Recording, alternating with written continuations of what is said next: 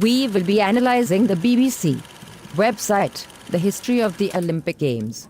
We would like to mention that this website has been designed for primary school pupils, however it could be used for less academically proficient Year 7 students. Also, it's worthwhile to point out that this resource has been designed around a unit of work based on the history of the ancient Greeks. Firstly, we will discuss the intellectual quality of the BBC website by assessing the illustration of practice. The website fails to provide enough information, nor does it challenge the pupil's knowledge or skills. The PDF file included in the Teacher's Resources area of the web page provides activities that may lead to deep knowledge. However, the way that the PDF file has been designed supports the archaic textbook-style teaching method. The activities are not bad, however they do not align with ICT principles. The website is limited in its capacity as this information is insufficient in range and supports only superficial learning.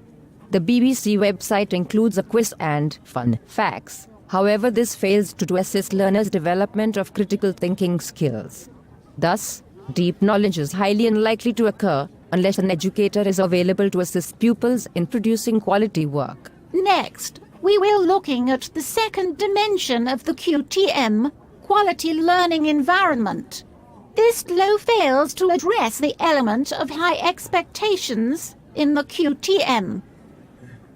Information is presented in chronological and instantaneously manner. This law is unsuccessful in supporting the concept of developing the high expectations in learning outcomes. The BBC website fails to provide an interactive alternative strategy to provide facts on the history of the Olympic Games, nor is there significant range of autonomy for pupils in deciding what activities they wish to complete first. This resource is limited in choices and criteria addressed is poor. This leads on to the assessing the significance of this law. The OPE attempts to challenge students in drawing connections between past and building new knowledge to form an understanding of the history of the Olympic Games. However, students with higher cultural capital would not be challenged. The artifact based upon the history of the Olympics relates to aspects of both the history and PE curriculum, although not directly linked to the PE syllabus, and viable connections can be drawn. The variety of sports featured in the Olympics is diverse, and numerous are studied over a child's schooling experience. The BBC History website is maybe useful resource for history educators, in particular if they're studying the ancient Greek history as part of their curriculum. It provides students with the ability to link history with PE and discover the rituals, traditions, and cultural aspects associated with this event.